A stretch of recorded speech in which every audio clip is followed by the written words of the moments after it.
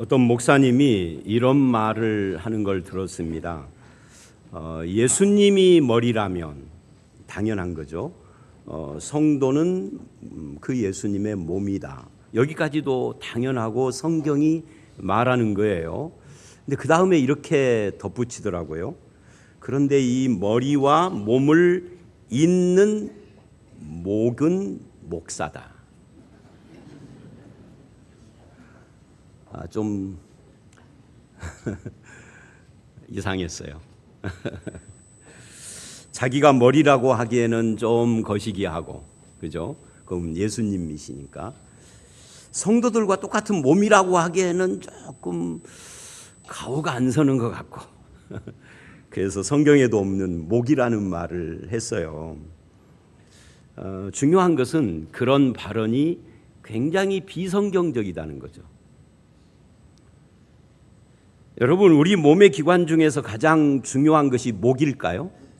육체적인 관점에서 보면 목이 굉장히 중요하죠. 다른 데는 좀 상처를 받아도 생명에 지장은 없어요. 근데 목을 꺾으면 죽어요. 우리가 닭모가지 비튼다 그러잖아요. 그런데 성경에서 영적인 의미로 볼 때는 우리 몸의 기관 중에 가장 중요한 것이 어딜까요? 눈이라고 그래요. 성경은 눈. 왜 눈이 중요하냐? 눈 자체가 중요해서기보다는 이 눈이 가진 이 기능이 굉장히 중요한 기능을 갖고 있기 때문에 그러는 겁니다. 사람은 눈으로 보는 것을 뇌로 전달하고 뇌에서는 그 본 것을 해석을 하는데 이 해석이 우리의 가치관을 형성을 합니다. 그래서 첫 출발인 눈으로 뭘 보느냐 하는 것에 따라 달라져요. 우리 예배당을 처음에 딱 들어온 사람이 뭘 볼까요? 이 교회는 노랗네. 보통 노란색이 많잖아요. 정확히 말하면 노란색은 아니지만 하여튼 노란기가 많아요. 이런 거 보는 사람이 있고, 어떤 사람은 아무것도 없네 이런 사람이 있고, 어떤 사람은 앞에 화면이 낡았네, 뭐 별걸 다 이야기를 해요. 근데 뭘 보느냐에 따라서 달라진다는 거죠. 그래서 오늘 본문은 예수님께서 제자들을 가르치시는 내용인데요. 이 제자, 즉 성도는 세상 사람들과 다른 가치관을 가지고 살아야 한다는 겁니다. 그런데 이 가치관을 형성하는 것이 뭐라는 거예요? 눈의 문제라는 거예요.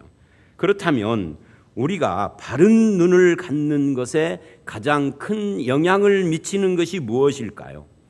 39절을 보면 그 첫 번째가 소경된 지도자. 이 소경을 빼면 지도자들입니다. 저와 여러분이 지금 여기에 이런 모습으로 앉아 있기까지는 우리가 어렸을 때부터 내가 부족하고 연약할 때까지 나를 이끌어간 누군가가 있었을 거예요. 그게 사람일 수도 있고 책일 수도 있고 어떤 문화일 수도 있는데 이걸 총칭해서 지도자라고 하는 겁니다. 그런데 이 본문 39절을 보면 그게 소경된 지도자들이에요. 한번 읽어봅니다. 시작. 또 비유로 말씀하시되 맹인이 맹인을 인도할 수 있느냐? 둘이 다 구덩이에 빠지지 아니하겠느냐? 왜 소경 문제를 말씀하실까요? 그만큼 지도자들이 사람들의 생각의 눈입니다. 육체의 눈이 아니에요. 생각의 눈에 미치는 영향이 크기 때문이에요. 예수님은 그 당시 유대인 회당에서 행해지는 설교에 대해서 또 그들에 의해서 주도되는 신앙생활의 형편에 대해서 아주 잘 아셨기 때문에 이 상황을 표현하기를 소경이 소경을 인도하는 것과 같다. 이렇게 표현을 하신 겁니다. 여기서 지도자가 소경이고 그를 따라가는 백성도 소경이라는 뜻이에요. 설교다운 설교를 하는 사람도 드물고 그런 설교를 분별할 줄 아는 평신도도 드물고 생명의 길과 죽음의 길을 구별할지를 모르니까 다 같이 멸망길로 함께 가는 것이죠. 그래서 지도자가 하는 말에 무조건 아멘하고 설교할 때 하는 말이 무엇이든지 분별하지 않고 옳소라고 하고 지도자는 자기가 하는 말이 옳은지 그른지도 모르고 성도들은 그 말씀의 의미를 제대로 알지도 못하고 그래서 저는 제가 담임 목사가 되기 전에 전도사로 있거나 할 때 이런 것도 경험을 했어요. 부흥 강사가 왔는데 이 부흥 강사가 밥을 잘 먹었다고 그러니까 아멘 하는 거예요. 잠을 잘 잤다고 하는데도 아멘 하는 거예요. 아니, 도대체 아멘을 왜 하는 거죠? 우리 교회처럼 아멘이 없는 교회도 문제지만 더 많은 문제는 아멘을 아무 때나 많이 하는 것은 더 큰 문제예요. 적당하게 해야 할 때 설교 시간에 한 두 번 정도만 아멘 해야 하는 건데, 이것이 예수님 당시만의 문제가 아니라 오늘 우리들의 모습이기도 하다. 수많은 교회에서 매주 예배를 드리지만 하나님의 말씀이 바르게 증거되는가에 대해서 심각한 퀘스천 마크가 붙는 거죠. 화려한 예배 의식 속에 말씀은 묻혀버리고 말씀의 빈곤함을 의식의 장엄함으로 메꾸려고 하고, 말씀이 짧아진 대신에 다른 것들이 들어가서, 예를 들면 헌금자 명단을 불러주는데 5분 걸리고 그들을 위하여서 기도하는데 3분이 걸려. 그 8분의 시간이 얼마나 아까운지, 그걸 좀 설교를 더 길게 해야 하는데, 더 깊이 들어가야 하는데,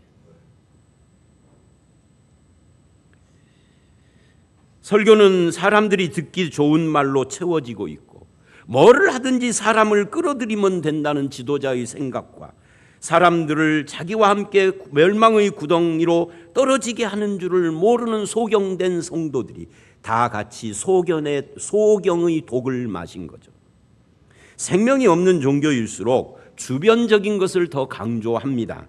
거룩한 예배 분위기를 중요시하고 복음보다는 윤리에만 매달려서 할 말이 그것 말고는 없는 그런 상황 속에서 생명의 진리에 목마른 영혼들이 이단에 빠지고, 예수 그리스도가 설교의 중심이 되지 못하고 종교 행위가 중심 주제가 되는 그런 현실 속에서의 말씀을 지금 예수님이 하는 거라고요. 이런 사람들이 본문이 말하는 눈이 먼 소경이에요. 그런 소경에게 배우면서도 분별을 못하고 따라가는 이 소경.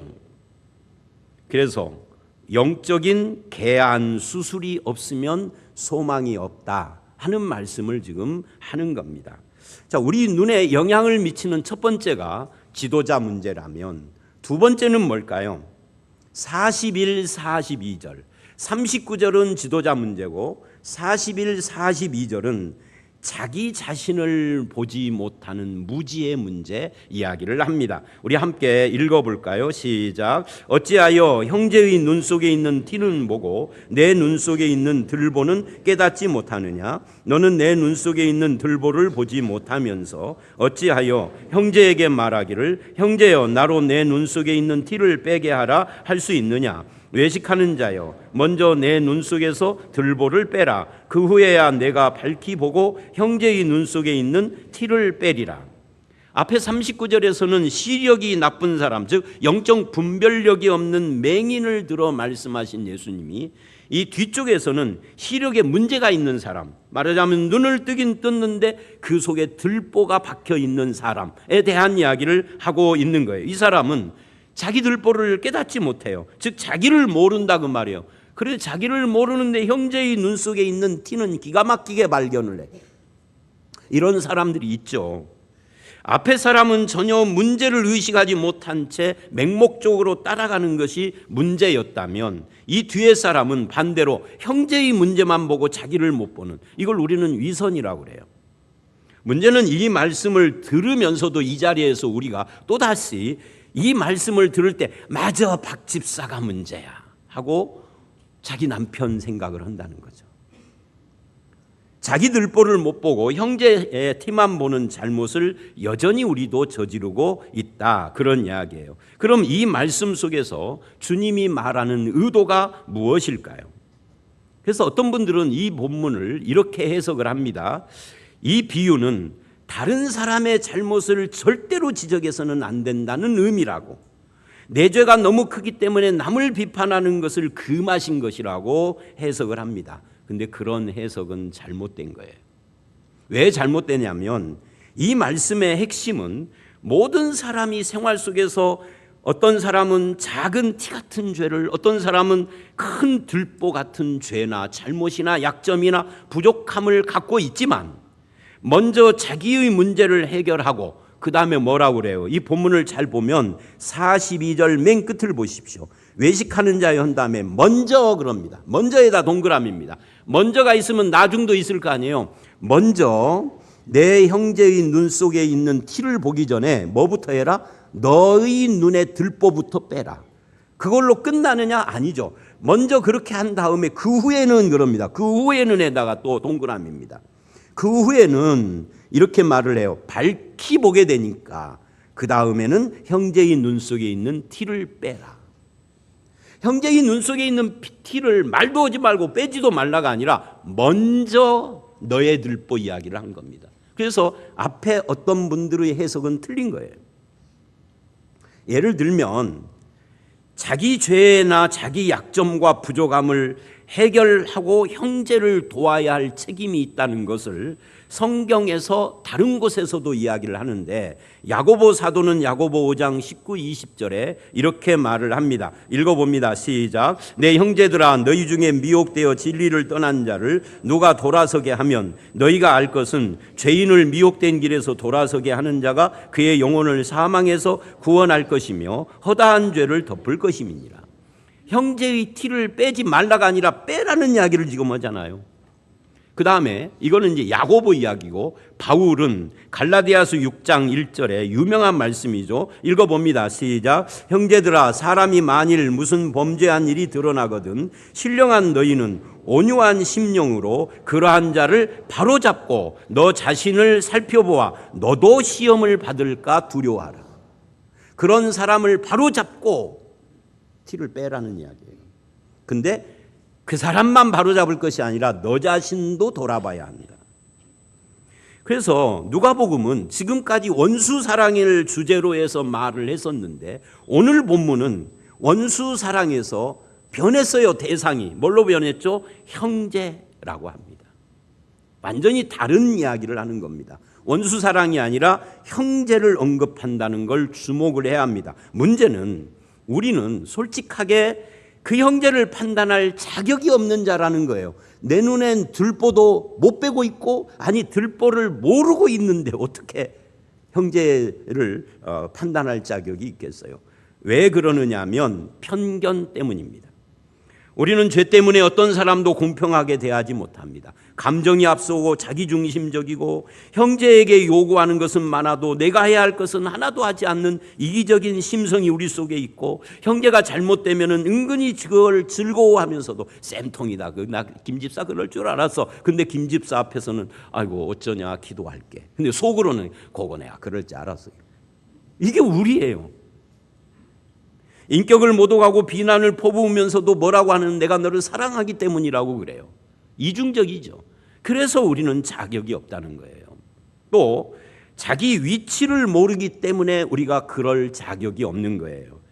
우리는 스스로 형제를 판단할 자격이나 위치에 있지 않습니다. 이건 하나님이 하실 일이라는 거예요. 우리 고린도전서 3, 4장을 좀 길게 살펴볼 텐데 3장 1절로 4절 읽어봅니다. 시작. 형제들아 내가 신령한 자들을 대함과 같이 너희에게 말할 수 없어서 육신에 속한 자 곧 그리스도 안에서 어린아이를 대함과 같이 하노라. 내가 너희를 저주로 먹이고 밥으로 아니하였노니 이는 너희가 감당하지 못하였음이거니와 지금도 못하리라. 여기 제가 이 말씀은 참 많이 언급을 하죠. 신령한 자와 육신에 속한 자. 그 육신에 속한 자는 어떤 사람이냐? 신령한 은사를 체험하지 못한 사람이냐? 그래서 은사 체험이 없는 평범한 사람이 육신에 속한 사람이냐? 천만의 말씀이요. 우리는 보통 그렇게 이 본문을 잘못 이해를 하는데 본문의 문맥을 보면 이것은 신령한 체험의 문제가 아니라고요. 육신에 속한 자는 그리스도 안에서라고 그래요. 그리스도 안에서라는 말은 이 사람이 믿는 성도라는 말인데 그리스도 안에서 누구라는 거예요? 어린아이라는 거예요. 그러니까 육신에 속한 자는 어린아이예요. 그런데 신령한 체험이 아닙니다. 어린아이인데 어린아이의 반대는 뭐예요? 어른, 성숙한 자죠. 성숙한 자가 누구라는 거예요? 육신에 속한 자의 반대인 신령한 자라는 겁니다.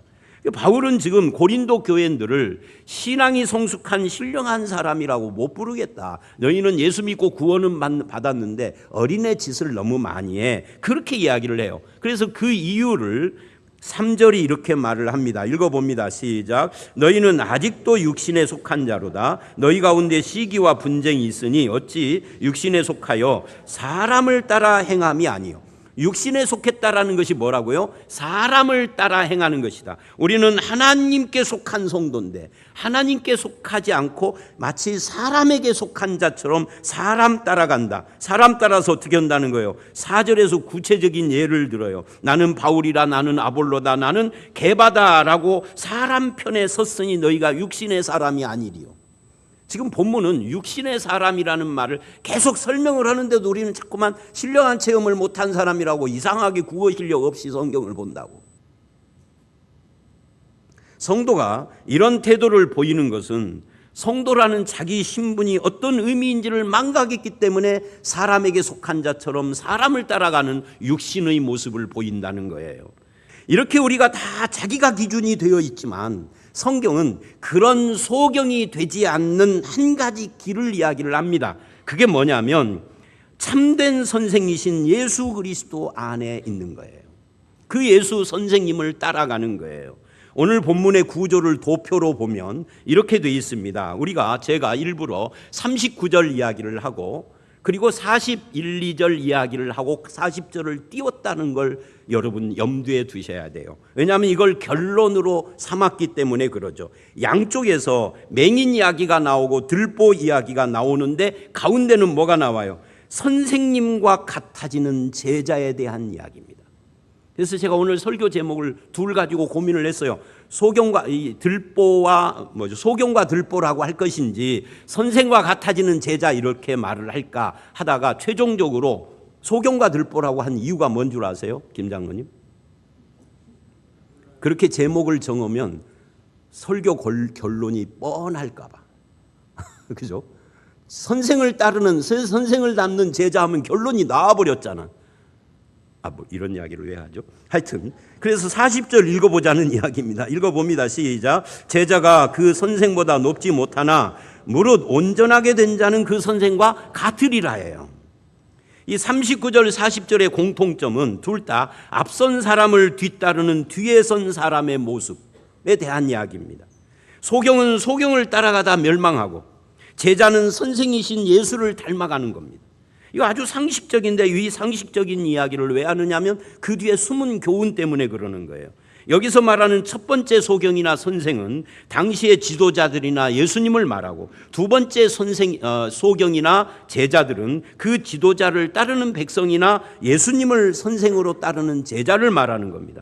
그래서 이 말씀을 아무 분별도 하지 말아라, 아무 비판도 하지 말고 무조건 모든 일에 아멘 올소를 해야 한다라고 오해하면 안 됩니다. 그래서 예수님이 왜 그렇게 오해하면 안 되느냐면 예수님이 비판하지 말라 해놓고는 소경된 지도자들의 그 통찰력 없고 분별 없는 지도자들을 뭐 했어요? 비판하셨잖아요. 자기 눈에 들보를 모르고 형제의 눈에 티만 보는 사람을 가리켜서 외식하는 자여라고 통렬하게 비판을 하셨잖아요. 비판하지 말라고 비판하시는 것은 모순이죠. 그러니까 무조건 아멘이 아니라 무조건 비판 금지가 아니라 다른 것을 말하는데 그게 바로 영적인 분별력, 통찰력을 가져야 한다. 그러면 영적인 통찰력의 기준이 뭐냐? 제자인 우리는 선생님이 기준이라는 거죠. 그 선생님이 누구예요? 예수 그리스도입니다. 그래서 이 본문을 보면 제자된 성도들의 목표는 우리의 참 선생이신 예수 닮는 것이에요. 주님을 닮아가라는 마음이 정말 감사하게 받아들이는 거예요. 그럼 어떻게 하는 것이 준비되고 훈련되며 성숙한 성도가 되는 것인가? 그것은 답이 나와 있습니다. 예수님과 그 말씀을 통해서 나의 들보를 깨닫고 다른 사람의 말과 주장과 태도를 분별하며 부족한 형제를 도와주는 겁니다.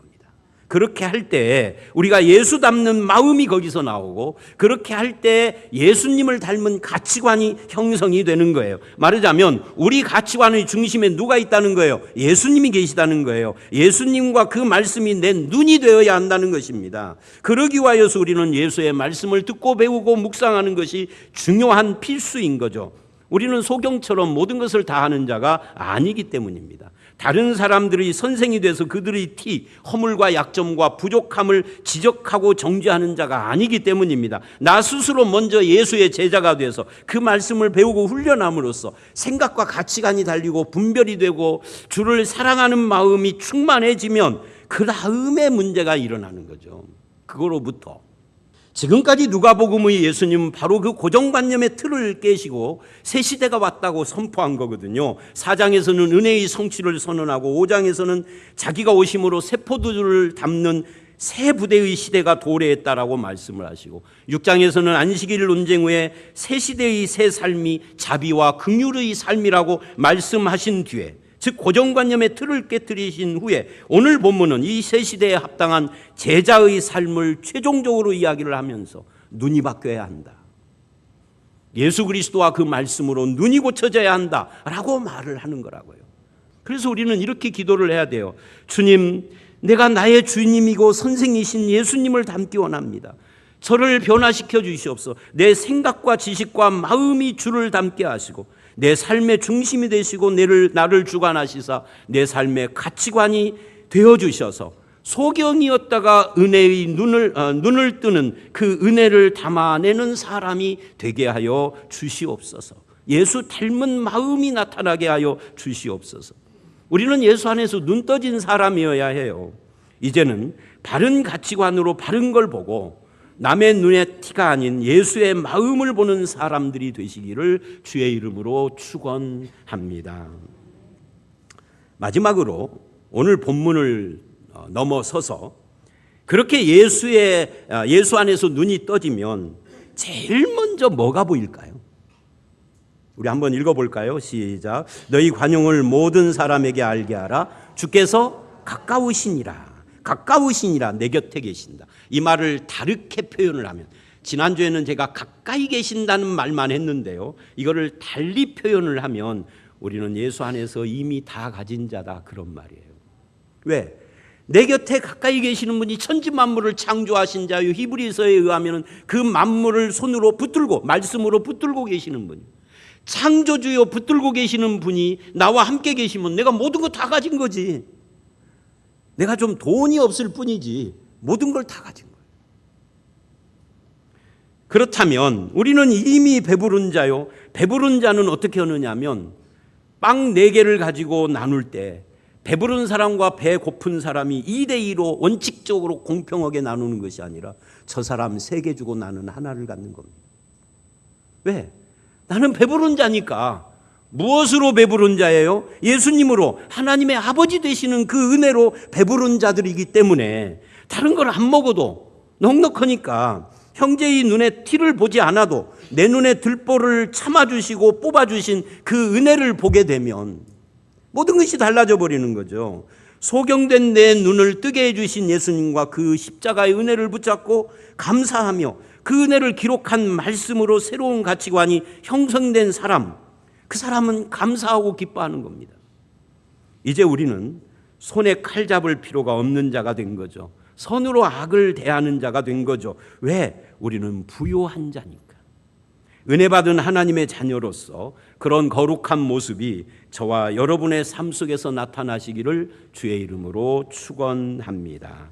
이제 우리는 주님과 함께하는 사람들이기 때문에 내 눈에 들보, 즉 나의 약함을 인정해도 되는 것입니다. 내가 죄인 된 것과 연약한 것과 이 못난 것을 인정해도 상관이 없습니다. 왜? 망하지 않습니다. 예수가 나의 힘이라는 것을 결코 놓치지 않아야 합니다. 세상이 그 힘으로 우리를 방해하고 괴롭힐 때 하나님의 편이 아닌 것 같지만 우리 주 예수는 그 모든 권세를 가지고 온천하를 지으신 그 힘으로 주무시지도 졸지도 않고 우리를 지켜주십니다. 성도들이 갖고 있는 이것은 그 세상의 어떤 것으로도 바꿀 수 없는 능력이에요. 그렇게 사셔야 합니다. 하나님의 영광의 광채요 본체의 형상인 예수님이 나와 함께 계십니다. 창조자시요 말씀으로 만물을 붙드는 그분이 나를 붙들고 계십니다. 그것에 눈을 뜨시고 참된 선생 예수를 닮으시며 영원히 나와 함께하는 주님을 고백하며 살아가는 저와 여러분들이 다 되시기를 주의 이름으로 축원합니다.